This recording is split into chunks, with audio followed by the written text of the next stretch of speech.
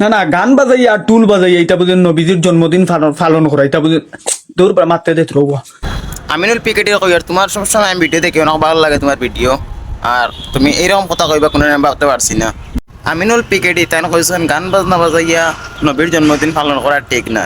তানোর এই প্রশ্নের আনসার দিবার লাগি আমার এই সেইটা তোমার হুজুরটা তোরা তাই কিন্তু আনসার দিবা, আমি আর দেবাত লাগলাম না, আমি কিন্তু হুজুর হুজুর নাই, আমি দেবাত লাগলাম না। তানোর আনসার হুজুরে দিবা, তুমি শুনবা শুনলাম। প্রথম কিছু নয়, আর এটা শুধু যে রাতবিলিত বা আসামের মাঝে হয় এরকম কোনো কথা না। গোটা বিশ্বর মাঝে জুলুসে মোহাম্মদ সাল্লাল্লাহু আলাইহি সাল্লাম প্রতিটা বছর 12ই রবিউল আউয়ালের ঈদে মিলাদুন নবী হিসাবে পালন করা হয়। এটা বিশ্ব মুসলিম জাহানোর সুন্নি মুসলমান এটা পালন করি আইতরা, আগের থেকে আইতরা, এখন কতটা আর ভবিষ্যতে ইনশাআল্লাহ করবা। তাই তার বক্তব্যের মাঝে যেটা কইছেন যে এই যে 3 ওয়াক্ত নামাজ পড়া হয়ে যায়, এটা ভুল কথা। নামাজ এরকম কোনো খোঁজা হয় না। এটা জুলুস আরম্ভ হয় কোনো জায়গায় 6টায় আরম্ভ হয়, কোনো মানুষ 7টায় আরম্ভ হয়, কোনো জায়গায় 8টায় আরম্ভ হয়। বিশেষ করে সব জুলুস শেষ হয়ে যায় গিয়া আমরা খতম হয়ে যায়, ইখতিতাম হয়ে যায় গিয়া 12টার ভিতরে।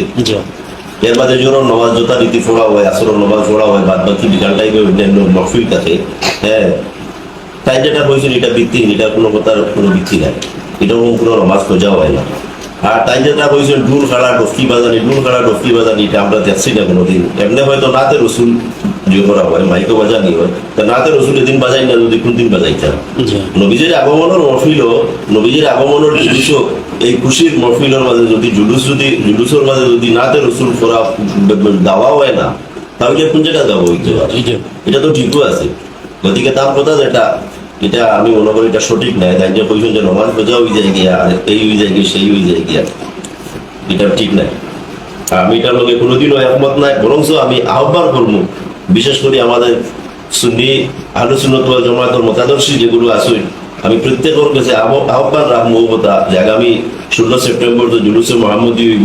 যে জায়গার মাঝে আসুন, মুরব্বী হোক বা যুবক হোক বা বিশেষ করে ছোট ছোট বাচ্চাই তো এই জুলুসের মাঝে নিয়ে যাইবা আপনারা, এবং এটার মাঝে অংশগ্রহণ করবা। এটা ভালো কাজ, লাভর কাজ। নবীদের রাষ্ট্র এবং মহাব্বত অন্তরের মাঝে লইয়া গিয়ে এটার মধ্যে গিয়ে হাজির হইবা গিয়ে।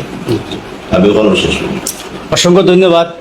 আপনারা নিশ্চয় শুনতে পারছেন, আর এই লাইভটা আমি অনুরোধ করবো শেয়ার করার লাগি, যাতে আমরা এরপরে তাই আরো অনেক মাতিছেন যে গান বাজনা মাঝে এটা কোরআন শরীফ লেখা আছে নি।